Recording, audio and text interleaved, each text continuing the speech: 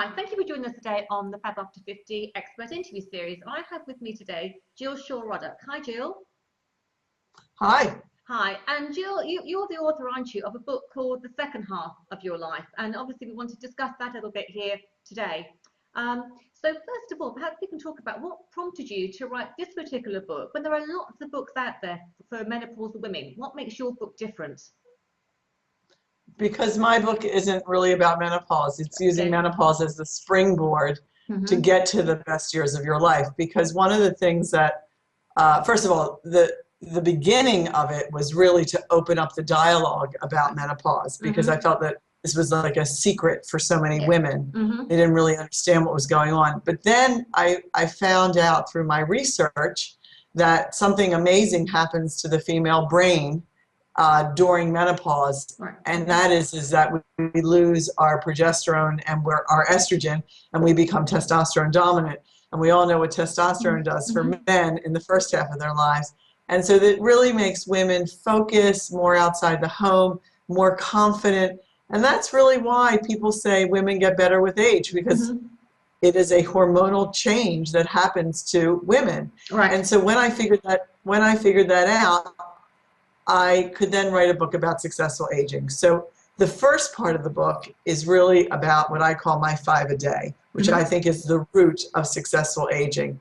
And we can get back to those in a second. And the second half of the book is really about the obstacles that we will all face. 1 or 2 of them, maybe all of them, maybe none of them, but probably 1 or 2 of them in the second half of our life. So it's really a manual for women to keep by their bed and refer to, much like we did when we were pregnant. We had that great book, What to Expect When We're Expecting.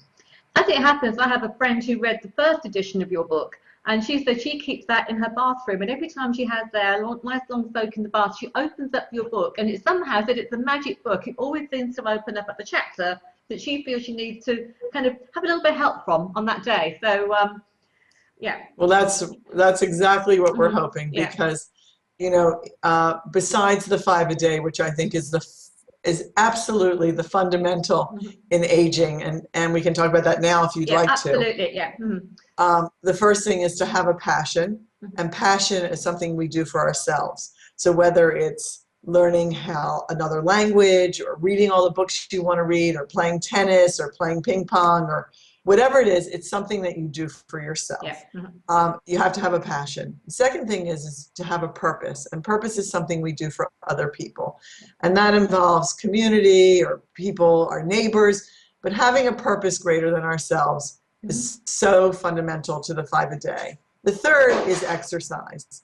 And exercise is almost like a 3-for-1 deal. Keeps you strong, keeps the synapses moving, and now the latest research in dementia and Alzheimer's is that it actually may help to keep that at bay. So exercise is so important. The fourth thing is nutrition. Eat nutritionally, keep away from all the stuff that comes in nice plastic. And the fifth thing, which is the reason why I started the Second Half Center, which is really to make sure that we stay connected to our community and our friends and our family. And we all know that isolation is probably the cruelest thing we can do to each other. And so staying connected is the fifth thing. All right.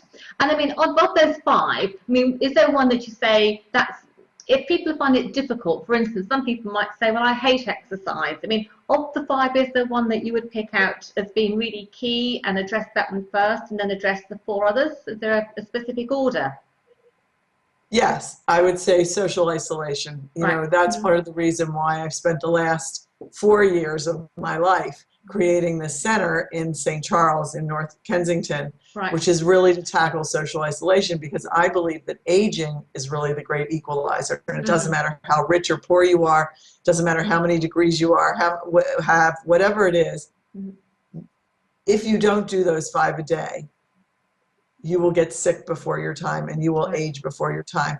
But the big thing for me was bringing people together, sharing common interests, so that people find new friends and make new passions for themselves. And so tackling social isolation, I think, is 1, but 2 is exercise. But it doesn't mean that you have to be like really hard on yourself when you're exercising. If you walk to my center, which, you know, is a mile, 2 miles, that can be fantastic exercise, and walk with a friend and have a chat and whatever. So it doesn't mean that you have to be pumping iron and doing, an intense aerobics class. Just getting out there and moving and using your muscles is really important. That would be the second most important. So like a question of sort of move it or lose it, really, isn't it? So, as they say. Now, your centre, you said you've got a centre in London. I mean, how many people visit your centre on a regular basis? 500 a week. Oh, really? So we have quite busy then. Yeah. So it's heaving, and we have 70 hours of activities and 1,500 members.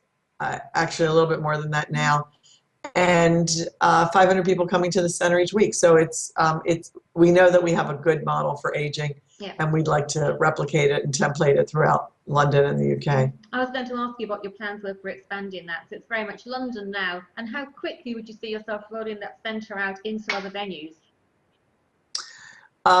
We would have a new model to do that.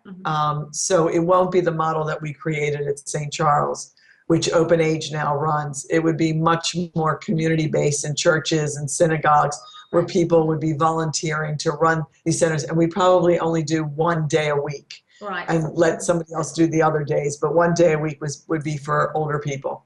Right. Now, obviously, we talk about the second half.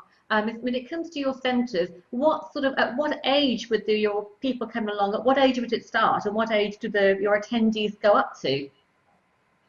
Okay, so when I wrote the book, the reason why I could write the book and call it the second half of your life is because the average age that a woman goes through menopause is 51.2 years. Now, if you look at the latest research from Oxford Institute of Aging, they'll say that if you're healthy today at 50, you're going to live to be 100, and that's just average. So it was very easy for me to call this the second half of your life. Now, as far as the center, it's for over 50s, but the average age is 78. And we have 70% women and 30% men. Right. It's interesting you talk about really being the second half living to be 100. That's certainly a theme we frequently talk about on the website, in as much as 50 years of your life is far too many years to consider being written off. And certainly I think your book supports that, doesn't it? How we have to be so active in the various areas of our life.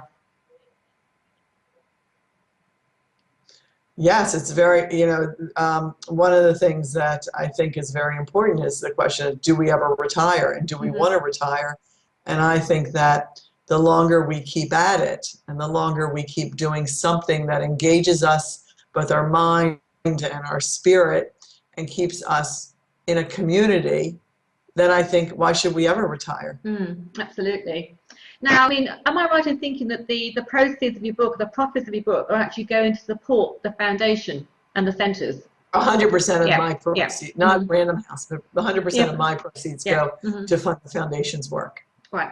And can we talk? And I think you've got a copy of your book there, haven't you? That we can do. Just show. Yeah.